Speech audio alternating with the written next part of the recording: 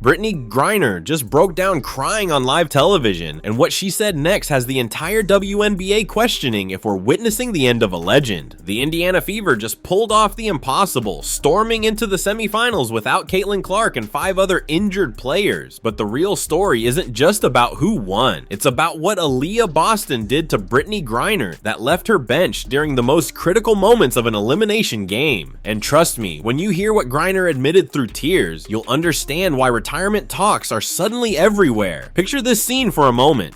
6 players in street clothes, half the rotation gone. The Indiana Fever walking into Gateway Center Arena facing elimination with what looked like a skeleton crew. Caitlin Clark watching from the bench with her ankle injury that's kept her sidelined since late December. Sophie Cunningham unable to suit up. Chloe Bibby, Sydney Colson, Damiris Dantas, and Ari McDonald all out. This should have been a massacre. The Atlanta Dream had every advantage on paper. Full roster, home court, momentum from winning game 1. But what happened over the next 48 minutes would flip everything we thought we knew about playoff basketball.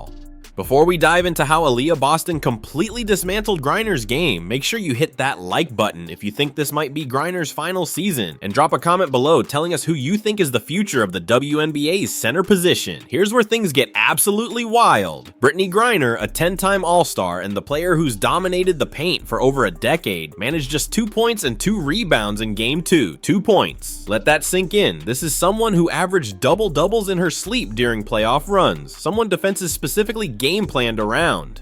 And she got completely shut down by a 23-year-old who's only in her 3rd professional season. But that wasn't even the worst part. By the 4th quarter of Game 3 with Atlanta's season on the line, Griner wasn't even on the court. Her coach had seen enough. The woman who once blocked 8 shots in a single playoff game was riding the bench while her team's championship hopes slipped away. You could see it in her eyes as the camera panned to her during timeouts. The confusion, the frustration, the realization that maybe, just maybe, her body couldn't do what her mind still believed it could. What happened next would shock everyone watching. With 7.4 seconds left and the game tied, Aliyah Boston got perfect position in the paint. The Dream's defense collapsed, but it was too late. Boston finished through contact, giving Indiana the lead they'd never surrender. The same move Griner used to make in her prime, executed by the player who's replacing her as the league's dominant big. The symbolism was impossible to ignore, but here's what nobody's talking about yet. Sources close to the Dream organization are saying Griner's struggles go deeper than just this series. She's been dealing with nagging injuries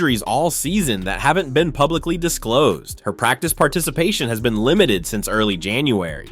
And multiple teammates have privately expressed concern about her conditioning and explosiveness. The Griner we saw getting dominated by Boston isn't just having a bad series. She might be physically breaking down after 13 years of professional basketball across multiple continents. The numbers tell a brutal story. In the 2021 playoffs, Griner averaged 18 points and 9 rebounds while shooting 65% from the field. Fast forward to this series against Indiana and she's shooting under 30%, averaging less than 5 points, and getting out rebounded by guards. That's not a slump, that's a cliff, and Boston didn't just beat her statistically. She psychologically broke her. Watch the tape from Game 3 and you'll see something fascinating. Every time Griner tried to establish position, Boston was already there. Every spin move got cut off. Every hook shot got contested. By the 3rd quarter, Griner stopped even calling for the ball in the post. She was deferring to perimeter players, floating to the high post, basically doing everything except what made her a Hall of Fame caliber player. It was like watching a heavyweight boxer suddenly afraid to throw punches. Meanwhile, Boston was putting on a masterclass. 14 points, 12 rebounds, and here's the stat that really matters: 6 assists. A center dropping 6 dimes in an elimination game while completely shutting down her matchup defensively. That's not just winning a battle, that's announcing yourself as the new sheriff in town. And she did it all while her team was missing their biggest star in Caitlin Clark, who's been lighting up the league when healthy this season. The emotional breakdown came during Griner's post-game press conference. Through tears, she said something that sent shockwaves through the basketball world. Quote, "I try to give myself grace. Everybody says give yourself grace. It's so hard for me to do that. At the end of the day, it's my fault and I let everybody down." End quote.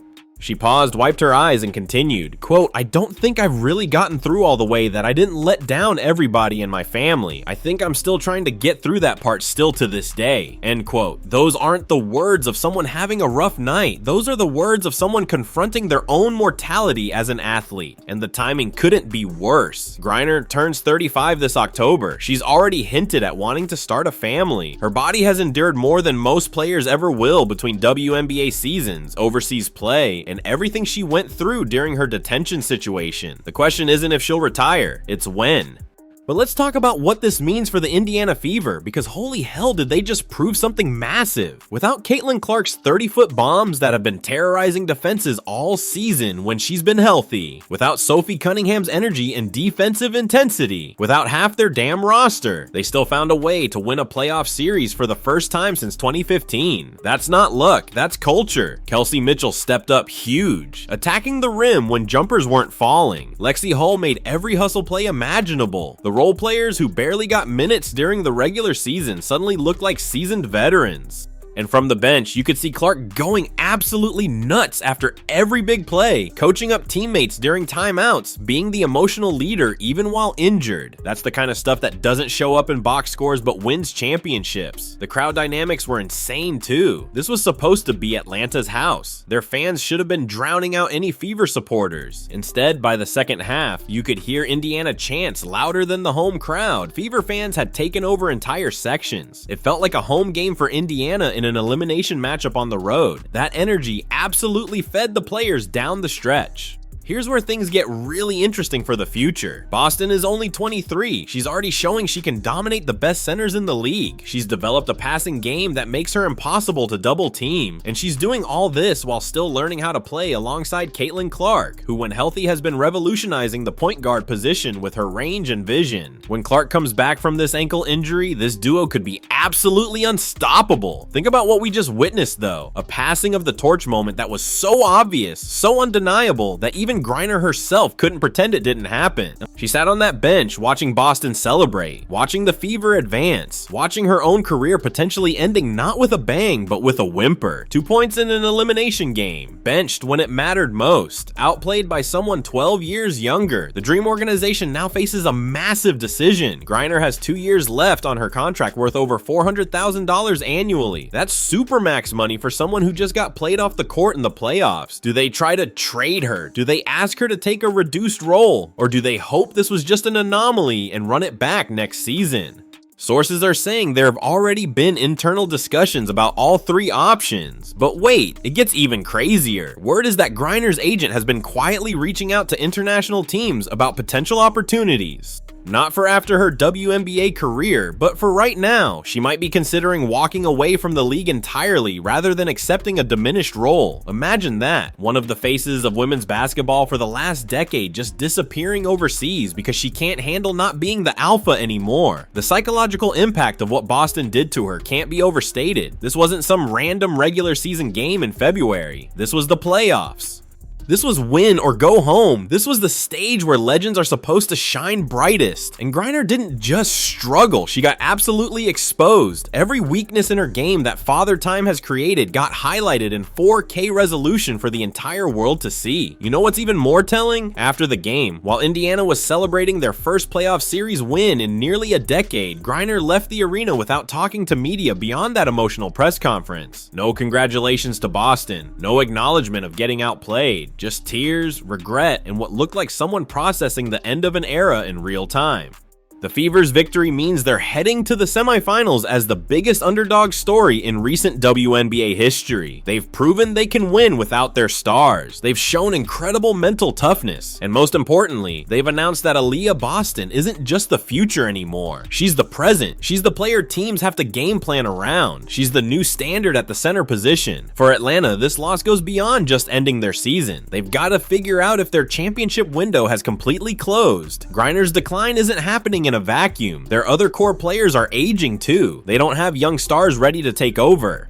This might have been their last real shot at a title with this group, and it ended with their franchise player getting benched. The retirement speculation isn't just coming from random fans either. Former players, analysts, even some current players are privately saying Griner should consider hanging it up, not because she can't still contribute somewhere, but because watching someone who was so dominant for so long struggle like this is painful for everyone who respects what she's accomplished. Here's the thing nobody wants to say out loud. Griner's problems aren't just physical. The confidence is gone. You can see it in how she moves, how she positions herself, how she reacts to contact. She's playing scared. She's playing like someone who knows their body might betray them at any moment. That's not something you can just fix with rest or training. That's a mental barrier that most athletes never overcome once it sets in. Boston, on the other hand, is playing with the confidence of someone who knows they're untouchable. She's calling for the ball in crunch time. She's taking and making big shots. She's not just filling a role, she's defining what that role should be for the next generation. And she's doing it all while being the emotional leader of a team that just overcame impossible odds.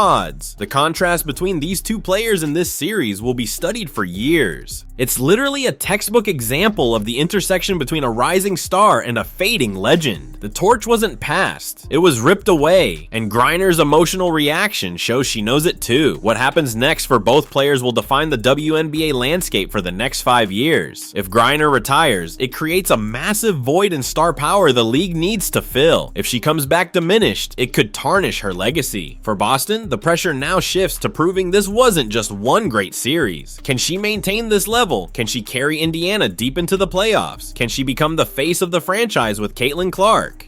The smart money says yes to all of those questions. Boston has everything you want in a modern center: size, skill, basketball IQ, and now proven playoff performance. She's marketable, well-spoken, and represents everything good about the new generation of WNBA players. She's exactly what the league needs as it continues growing in popularity. So what do you think? Is this the end for Brittney Griner? Can Aliyah Boston become the best center in the WNBA? And how far can this injured Fever team go in the playoffs? Drop your predictions in the comments below, and don't forget to subscribe for more breaking WNBA coverage. Because trust me, what happens next in this story is going to shock everyone.